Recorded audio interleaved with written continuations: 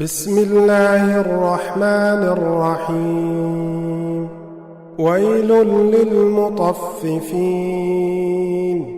الذين إذا اكتالوا على الناس يستوفون وإذا كالوهم أو وزنوهم يخسرون ألا يظن أولئك أنهم مبعوثون ليوم عظيم يوم يقوم الناس لرب العالمين. كلا إن كتاب الفجار لفي سجين وما أدراك ما سجين كتاب مرقوم ويل يومئذ للمكذبين الذين يكذبون بيوم الدين وما يكذب به إلا كل معتد أثيم.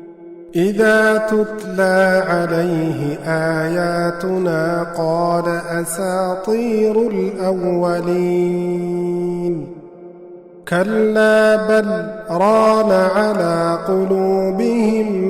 ما كانوا يكسبون كلا إنهم عن ربهم يومئذ لمحجوبون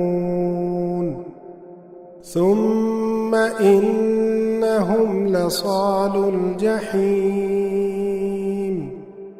ثم يقال هذا الذي كنتم به تكذبون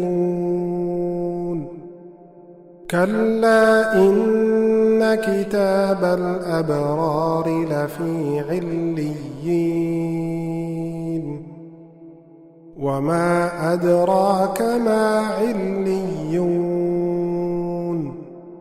كتاب مرقوم يشهده المقربون إن الأبرار لفي نعيم على الأرائك ينظرون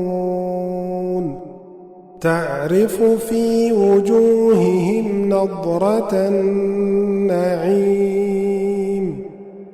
يسقون من رحيق مختوم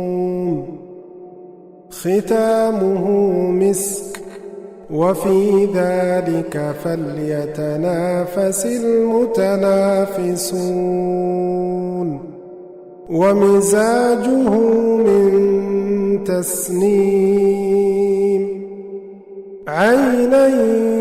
يشرب بها المقربون إن الذين أجرموا كانوا من الذين آمنوا يضحكون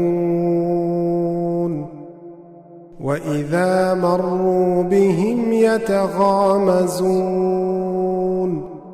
وإذا انقلبوا إلى أهلهم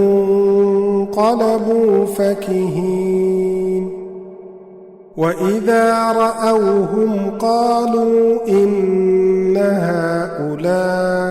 لضالون